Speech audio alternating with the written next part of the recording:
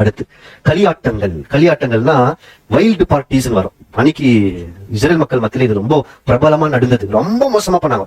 இன்னைக்கு நம்ம எடுக்கலாம். வேதத்தில் சொல்லப்பட்ட கள்ள கடவுள்கள் அப்படின்ற ஒரு தலைப்புல அது தலைப்பே கள்ள கடவுள் அப்படின்ற ஒரு தலைப்பு.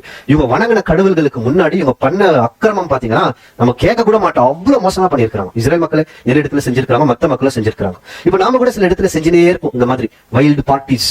கிறிஸ்தவர்கள் நிறைய பேர் செய்யறாங்க, நம்ம இன்னைக்கு செய்யறமான இல்ல. வைல்டு பார்ட்டி, பர்த்டே கொண்டாட்டம் வந்துச்சுன்னா அங்க ஒரு கூட்டம் வந்து அங்க ஒரு பெரிய பார்ட்டி செய்ய வேண்டியது. அந்த மாதிரி சின்ன சின்னதா என்ன பண்ணி இருக்காங்க எல்லாருடைய வாழ்க்கையிலும் பார்ட்டிஸ் பண்ணினே இருக்காங்க இல்லைங்களா?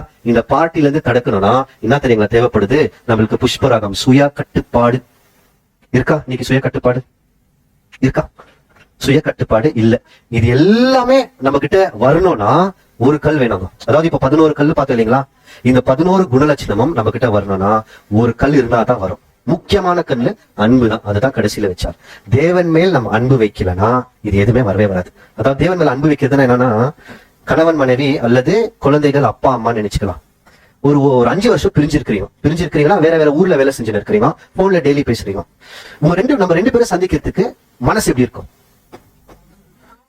ரெண்டு பேர் ரொம்ப நேசிக்கிறவங்க இந்த உலகத்துல திருமணமாயி வேற வேற ஊர்ல போய் வேலை செஞ்சுட்டு இருக்காங்க, டெய்லி போன்ல பேசிக்கிறாங்க. இப்போ அவங்க ஒரு 5 வருஷமா சந்திக்கல. அவங்க மனசு என்ன சொல்லும்? எப்போ நான் பார்க்க யோசிக்கிறோமா? இது உலகத்திலே நடக்கும் போது நம்ம பிறந்ததுல இருந்து நம்ம கிட்ட பேசியிருக்கிறாராம். தேவன் பேசியிருக்கிறாரா? ஆனா நம்ம என்ன நினைச்சுன்னு இருக்கிறோம்? ஐயோ உங்களை வந்து பாக்கணுமா?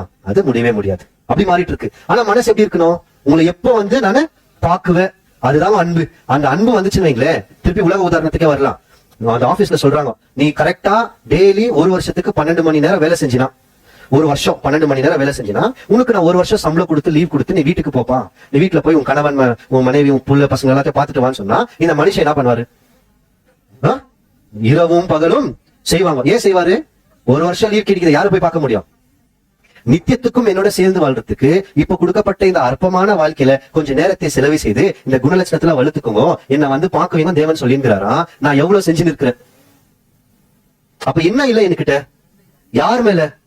அதனாலதான் 11 கல்லே கிடையாது. தேவன் மேலே அன்பு இருந்ததுன்னா என்ன வந்துடும்னா அந்த 11 கல்லும் ஆட்டோமேட்டிக்கா வந்துடும்.